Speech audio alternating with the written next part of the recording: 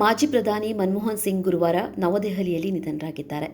ಅನಾರೋಗ್ಯಕ್ಕೆ ಒಳಗಾಗಿದ್ದ ಅವರನ್ನು ಗುರುವಾರ ಸಂಜೆ ಏಮ್ಸ್ನ ತುರ್ತು ವಿಭಾಗಕ್ಕೆ ದಾಖಲಿಸಲಾಗಿತ್ತು. ಅಪಾರ ಬುದ್ಧಿಶಕ್ತಿ ಹಾಗೂ ವಿನಮ್ರ ವ್ಯಕ್ತಿತ್ವ ಹೊಂದಿದ್ದ ಅವರು ಜಾಗತಿಕವಾಗಿ ಅಪಾರ ಗೌರವವನ್ನು ಹೊಂದಿದ್ರು. ಅಲ್ಲದೆ ಭಾರತದ ಆರ್ಥಿಕತೆಯನ್ನು ಹೊಸ ದಿಕ್ಕಿನತ್ತ ಕೊಂಡೊಯ್ಯುವಲ್ಲಿ ಪ್ರಮುಖ ಪಾತ್ರ ವಹಿಸಿದ್ರು. ಅವರು ಆಧುನಿಕ ಭಾರತದ ವಾಸ್ತುಶಿಲ್ಪಿಗಳಲ್ಲಿ ಒಬ್ಬರೆಂಬ ಗೌರವ ಹೊಂದಿದ್ದಾರೆ. 2004ರಲ್ಲಿ ಡಾಕ್ಟರ್ ಸಿಂಗ್ ಅವರು ಯುಪಿಎ ಸರ್ಕಾರವನ್ನು ಮುನ್ನಡೆಸುವ ಮೂಲಕ ಭಾರತದ ಮೊದಲ ಸಿಖ್ ಪ್ರಧಾನಿ ಎಂಬ ಖ್ಯಾತಿ ಗಳಿಸಿದರು.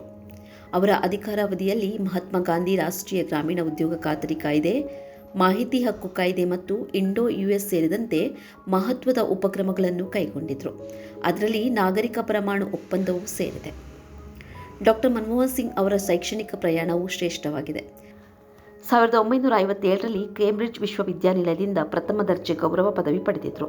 ಅದಕ್ಕೂ ಮೊದಲು ಅವರು ಪಂಜಾಬ್ ವಿಶ್ವವಿದ್ಯಾನಿಲಯದಿಂದ ಅರ್ಥಶಾಸ್ತ್ರದಲ್ಲಿ ಪದವಿ ಮತ್ತು ಸ್ನಾತಕೋತ್ತರ ಪದವಿಗಳನ್ನು ಪೂರ್ಣಗೊಳಿಸಿದರು.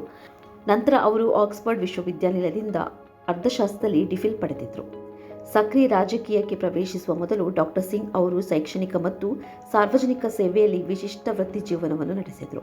ಅವರು ವಿಶ್ವಸಂಸ್ಥೆಯಲ್ಲಿ ಕೆಲಸ ಮಾಡಿದರು ಮತ್ತು ಮುಖ್ಯ ಆರ್ಥಿಕ ಸಲಹೆಗಾರ, ರಿಸರ್ವ್ ಬ್ಯಾಂಕ್ ಆಫ್ ಇಂಡಿಯಾದ ಗವರ್ನರ್ ಮತ್ತು ಯೋಜನಾ ಆಯೋಗದ ಅಧ್ಯಕ್ಷ ಸೇರಿದಂತೆ ಭಾರತದ ಪ್ರಮುಖ ಸ್ಥಾನಗಳನ್ನು ಅಲಂಕರಿಸಿದ್ದಾರೆ.